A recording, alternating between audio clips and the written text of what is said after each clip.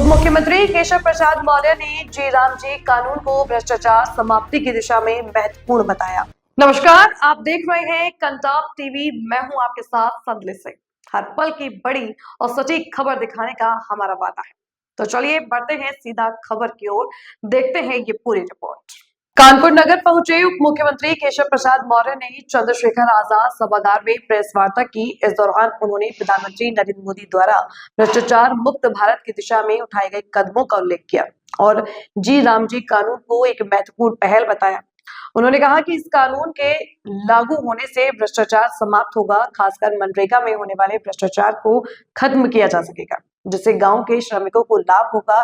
केशव प्रसाद मौर्य ने कांग्रेस और स्वयंसेवी संस्थाओं पर निशाना साधते हुए कहा कि ये संस्थाएं मनरेगा में भ्रष्टाचार करती थी। साथ ही उन्होंने अखिलेश यादव पर भी कटाक्ष करते हुए कहा कि बिहार चुनाव परिणाम के बाद वे बौखला गए हैं। समय की एक सीमा है, इसलिए शुरुआत करते हैं। आज विशेष तौर से कानपुर एक हमारे माननीय सांसद श्री रमेश अवस्थी जी के सुपुत्र के विवाह उपरांत आयोजित भोजन के कार्यक्रम में, प्रसाद के कार्यक्रम में तो सहभाग करने आए थे, लेकिन आप सबसे मिलने के लिए आज हमारे देखिए क्षेत्रीय अध्यक्ष जी, हमारे तीनों जिला अध्यक्ष जी, हमारे माननीय सलील बिश्नोई जी, माननीय मानवेंद्र जी, हमारे माननीय बहन जी, हमारी पूर्व मंत्री जी नीलमा जी, मैथानी जी और सब यहाँ उपस्थित हमारे राहुल जी कहाँ है यार? राहुल जी के पीछे। हाँ, अच्छा, रघुनंदन भदौरिया जी और सभी सभी यहाँ उपस्थित साथियों के साथ एक महत्वपूर्ण एक तो जो है, जो बहुत लंबे समय से मनरेगा के रूप में देश में भ्रष्टाचार का पर्याय बना हुआ था। माननीय प्रधानमंत्री श्री नरेंद्र मोदी जी के नेतृत्व वाली सरकार ने भ्रष्टाचार के खिलाफ अभियान को गति प्रदान करने के लिए मनरेगा की जगह और अब मनरेगा की जगह जो विशेष तौर से जी राम जी एक्ट के माध्यम से विकसित भारत, विकसित उत्तर प्रदेश और विकसित गांव का रोड मैप तैयार किया गया है। इसमें जो सबसे बड़ी उपलब्धि है, जो हमारे गांव में श्रमिक भाई बहन रहते हैं, जिन्हें पहले मनरेगा में 100 दिन के रोजगार की गारंटी थी, अब वह 100 दिन की जगह 125 दिन के रोजगार की गारंटी जी राम जी कानून के माध्यम से प्रदान करने का काम किया गया है। पहले कोई भी काम होता था, फिर उसी को कहीं गड्ढे को खोदना और पाटना, यही इसी काम को लोग यह समझते थे कि हम रोजगार की गारंटी दे रहे हैं। लेकिन गांव का विकास तब होगा जब गांव की गलियां बनेंगी, गांव की सड़कें बनेंगी, गांव के नाली बनेगी, गांव में खेल का मैदान बनेगा, गांव में जो विद्यालय सहित तमाम सारी योजनाएं जो गांव के विकास की दृष्टि से होती हैं, उसको वहां संपन्न कराने का काम जी राम जी के माध्यम से किया जाएगा। और सबसे बड़ा जो विषय है इसमें भ्रष्टाचार को खत्म करने के लिए पीएम गति शक्ति का जो पोर्टल है, वो यहाँ नगर निगम कोई काम करा रहा है, विकास प्राधिकरण कोई काम करा रहा है, पीडब्ल्यूडी कोई काम करा रहा है, ऐसी ओवरलैपिंग होती थी। लेकिन अब गांव के विकास में इस प्रकार की ओवरलैपिंग को खत्म करने के लिए जो काम होगा वो टिकाऊ होगा, गांव के विकास का स्थायी आधार होगा। रोजगार के सृजन के भी बहुत सारे वहां पर केंद्र स्थापित किए जाएंगे। इससे कांग्रेस सहित जो विपक्ष है, जो मुद्दा विहीन है, ना तो केंद्र सरकार के खिलाफ उनके पास कोई मुद्दा है, ना उत्तर प्रदेश सरकार के खिलाफ मुद्दा है।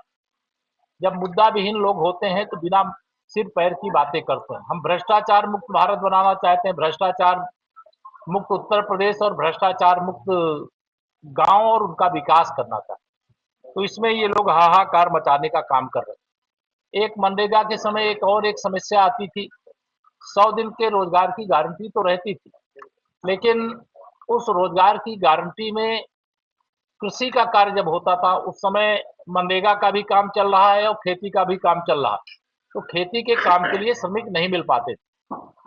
जी राम जी एक्ट के अंदर ये प्रावधान किया गया है कि राज्य सरकार जिस समय जिसके यहाँ रबी की या खरीफ की फसल की बुआई होती है, तो 60 दिन तक जो जी राम जी रोजगार के अंतर्गत जो काम करने वाले हमारे श्रमिक भाई बहन हैं, वो खेती के काम को कर सकें, इसका भी इसके अंदर प्रावधान किया गया है। पहले बहुत सारे एनजीओ इसके अंदर कांग्रेसी एनजीओ बहुत होते थे, वो घुस करके भ्रष्टाचार करते थे। अब ये एनजीओ की व्यवस्था इस जी राम जी कानून के अंतर्गत खत्म करने का काम कर दिया गया। पहले कोई गांव का बहुत ज्यादा विकास होता था, कोई गांव विकास से एकदम वंचित रह जाता था। अब जी राम जी कानून के अंतर्गत ए बी सी 3 श्रेणियों में गांव को विभक्त किया जाएगा और इसके कारण से फिर जो गांव अभी विकास से अछूते रह गए हैं वो विकास की मुख्य धारा में आ पाएंगे, यह प्रयास है।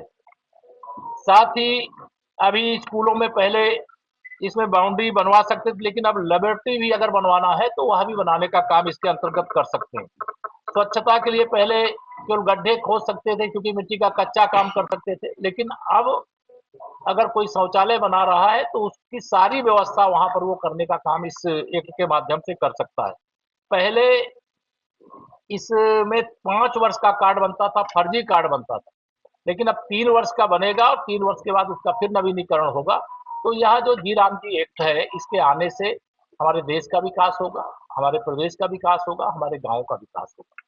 और इसी लक्ष्य के अंतर्गत माननीय प्रधानमंत्री श्री नरेंद्र मोदी जी के नेतृत्व में जो विशेष तौर से 70% लगभग आबादी गांव में रहती है और उसका जीवन खुशहाल तब होगा क्योंकि उसका जो हाईवे है, उसके गांव के उसके मोहल्ले की गलियां और वह गलियां हरदम बजबजाती रहती थी। नालियां वह हैं लेकिन पानी निकास का सही प्रबंध नहीं होता था। अब यह सारा काम जी राम जी एक्ट के बाद से होने का रास्ता खुला है।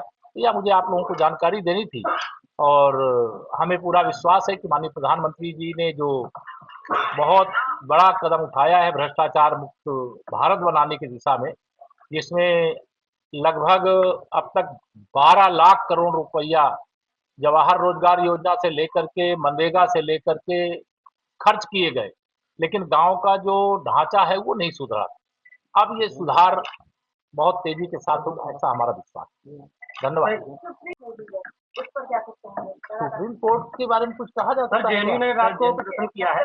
नहीं, कि अगर जेएनयू में कोई प्रदर्शन किया है और देश की सर्वोच्च अदालत ने अगर जमानत देश के दुश्मनों को नहीं दिया है, तो वह भी मैं यही कहूंगा कुछ देशद्रोहियों के साथ। तो अखिलेश यादव ने एसआईआर को लेकर बोला है कि कलेक्टिव वो एनआरसी लागू कर रहे हैं। देखिए, श्री अखिलेश यादव जी बिहार चुनाव के परिणाम आने के बाद से बौखला गए। वह 2027 में सत्ता में वापसी के मुंगेरी लाल की तरह हसीन सपने देख रहे थे। उनके सपने बिहार में जब चूर-चूर हो गए तो उनको ये पता है कि 2027 तो छोड़ो, 2047 तक उत्तर प्रदेश की सत्ता के इर्द-गिर्द भी समाजवादी पार्टी दिखाई नहीं देगी और ये सैफई में तो दिखाई देंगे, लेकिन लखनऊ में नहीं दिखाई देगी। फिलहाल इतना ही इस खबर में। हर बड़ी और छोटी खबर की सटीक जानकारी के लिए बने रहिए कंटाप टीवी के साथ। आप देखते रहिए कंटाप टीवी, खबरें जो सिर्फ दिखाई नहीं जाती, असर भी करती हैं। नमस्कार।